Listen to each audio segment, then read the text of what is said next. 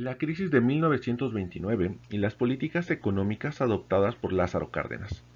El crack inicia con el jueves y el martes negro de la Bolsa de Valores de los Estados Unidos. Sin embargo, para el Dr. Howard Zinn es el resultado de una economía que estaba esencialmente enferma en sus estructuras corporativas y bancarias, en el frágil comercio exterior, mucha información económica errónea y a la mala distribución de los ingresos, pues el 5% de la población que constituía la clase alta recibía alrededor de un tercio de todos los ingresos personales. Por lo cual, el crack es una causa, pero también es un efecto que es determinante porque a partir del quiebre de la bolsa, el sistema bancario será el siguiente y con ellos el quiebre de las empresas y la pérdida de los ahorradores. Entre las causas existen nacionales, propias de los Estados Unidos, e internacionales, propias del sistema internacional con sus respectivos efectos económicos, políticos y sociales.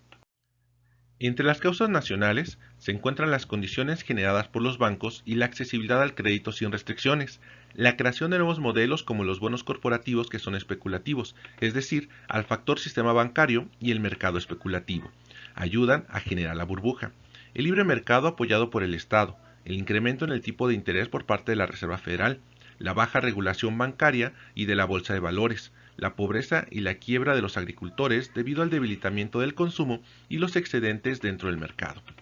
A nivel internacional se observan la dependencia excesiva al crédito americano, el acaparamiento de los Estados Unidos al mismo y la excesiva proliferación de manufacturas y alimentos, la inflación económica, creación de aranceles y el hecho de que las economías europeas venían acumulando recesión, la imposición de una política de crédito de Estados Unidos, reconstrucción y recuperación de niveles de producción, fuentes de empleo y en general la necesidad de colocar sus productos. Por su parte, en el contexto mexicano, la crisis de 1929 se presentó de acuerdo al Dr. Cárdenas al disminuir la demanda y los precios del sector exportador, al deteriorarse la balanza comercial y de servicios que impactó el nivel de reserva internacional dentro y fuera del Banco de México, la caída de las exportaciones y de la actividad económica en general que redujo el nivel de ingresos fiscales. En este sentido, el doctor Sergio Ávila comenta que la caída del comercio redujo los ingresos de 322 millones en el 29 a 179 millones para 1932. En diciembre de 1930, el gobierno constituyó la Comisión Reguladora de Cambios, quien opta por reducir la tasa impositiva aplicada al petróleo y aumentar la explotación de las minas. Sin embargo, no evitó el problema, lo que llevó a despedir a trabajadores, reducir salarios e incrementar impuestos. Para lograr la recuperación económica, el gobierno mexicano optó por impulsar la aceptación del papel moneda como medio de pago, ampliando la base monetaria, la flotación de la moneda, lo que devaluó el peso y permitió la fluctuación cambiaria. Para mejorar las condiciones del país, el doctor Ávila señala dos sucesos. El primero es el aumento del valor de las exportaciones, tanto de la plata como de minerales y la explotación de campos petroleros. Recordemos que en aquellos años se obtenían recursos por los impuestos a la producción y que la mayoría de los campos se encontraban en manos de los extranjeros. Y el segundo son las políticas expansionistas monetarias, fiscales y cambiarias. Un efecto del anterior es que se consolidó la sustitución de importaciones como mecanismo para obtener productos, dado el alto costo de las exportaciones.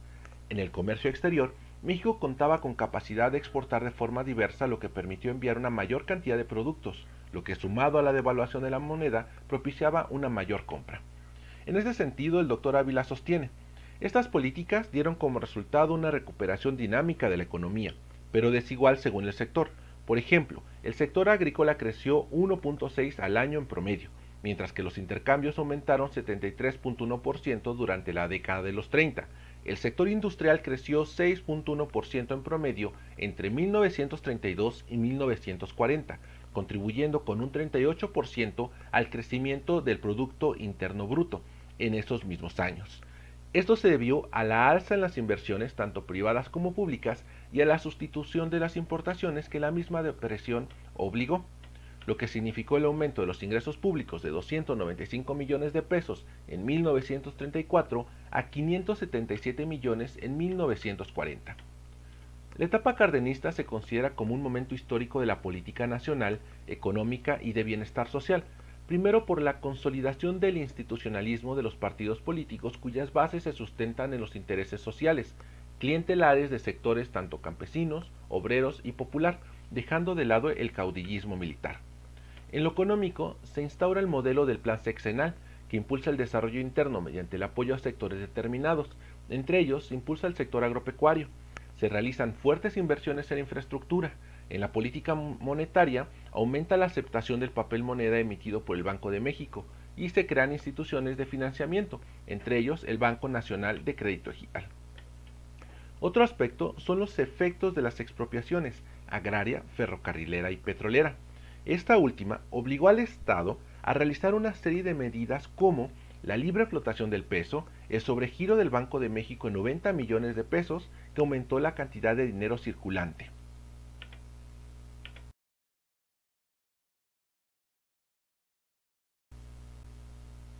A forma de conclusión general podemos decir, la crisis de 1929, producto de las condiciones económicas de los Estados Unidos y a nivel mundial, afectó de forma general a todo el planeta, esto en virtud de la interdependencia financiera. México no fue la excepción, ya que dada la enorme integración económica, era lógica la caída de su economía y de su capacidad financiera. La forma en que la economía fue afectada es resultado de la caída de las exportaciones mexicanas, el colapso de la balanza comercial, la pérdida de las reservas internacionales del Banco de México, disminuyendo la circulación de la moneda, así como la caída de los impuestos, entre otros. Entre los sectores afectados se encuentran la minería, la agricultura y el sector financiero. Por consecuencia, el gobierno realizó recortes de empleados, les disminuyó el salario y estableció nuevos impuestos y en otros casos los amplió. La recuperación mexicana fue primero que la economía de los Estados Unidos, propiciada por la expansión de la base monetaria, las exportaciones de minerales, entre ellos la plata, los impuestos al petróleo y nuevos campos petrolíferos que se fueron encontrando, así como producto de la depreciación de la moneda. Los efectos de la política económica de Cárdenas bajo las circunstancias internacionales llevaron a la implantación del modelo del plan sexenal, desarrollando sectores como el agropecuario, la infraestructura, la política monetaria, así como la creación de instituciones financieras.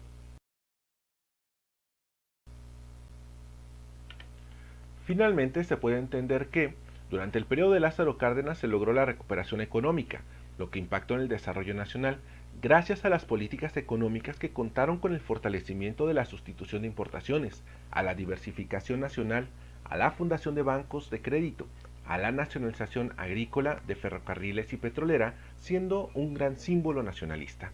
Pero también se ocasionó la devaluación del peso, la acumulación del poder en el Ejecutivo, la construcción del partido de Estado. Sin embargo, en términos generales, la apuesta económica de Cárdenas logró el crecimiento nacional, favorecido en el ámbito internacional por la recuperación de Estados Unidos bajo políticas de Roosevelt del Nuevo Trato, los preparativos de la Segunda Guerra Mundial, los planes quinquenales de la URSS, entre otros factores externos e internos que coadyuvaron a su logro.